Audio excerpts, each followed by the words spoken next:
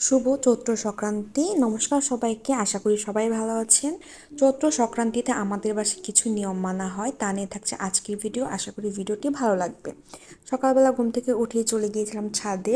চৈত্র সংক্রান্তি মানেই হচ্ছে ভাইয়েরা তো ছাতু দিতে হয়, যেহেতু আমার ভাই নেই এর জন্য এই নিয়মটাও মানতে পারিনি। এরপর সকালে স্নান করে আমি আমার ছোট বোন ছাতু খেতে বসে পড়েছি। দুধ, চিনি আর মুড়ি দিয়ে ছাতু খেয়ে নিয়েছি, সকালের খাবার এটা। আর দুপুরবেলা ছিল অনেক পদ, তার মধ্যে সব কিছুই নিরামিষ ছিল। আর সব কিছু নিয়মের মধ্যে এই নিয়মটা হচ্ছে আজকে সব কিছু তেতো খেতে হয়। প্রথমে খেয়েছিলাম নিম পাতা ভাজা, যেটা আমার কাছে একদমই ভালো লাগে না। আমি অন্য সব কিছুই খেতে পারি কিন্তু এটা একদমই খেতে পারি না। এরপর খেয়েছিলাম বেগুন দিয়ে গিমা পাতা। যারা গিমা চেনেন তারা অবশ্যই এটা বুঝতে পারবেন। এটাও তিতা, কিন্তু এটা আমার কাছে অনেক ভালো লাগে।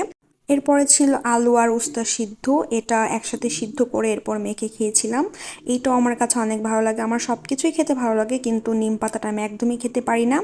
এরপরে করেছিল ঢ্যাঁড়স ভাজা, এটা দিয়েও খেয়ে নিয়েছিলাম। এরপরে ছিল কমলি শাক। আমার সব শাকের মধ্যে কমলি শাকটা অনেক ভালো লাগে, সব শাকই খাই, তার মধ্যে কমলি শাকটা একটু বেশি ভালো লাগে।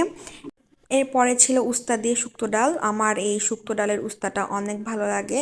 অনেকের পছন্দ না, কিন্তু আমার কাছে ভালো লাগে। তারপর ছিল সব কিছু দিয়ে সবজি, এটাও কিন্তু নিরামিষ ছিল। আজকে আসলে আমাদের নিয়ম অনুযায়ী আজকে নিরামিষ খেতে হয়, পহেলা বৈশাখের আগের দিন আমাদের সংক্রান্তি এর জন্য।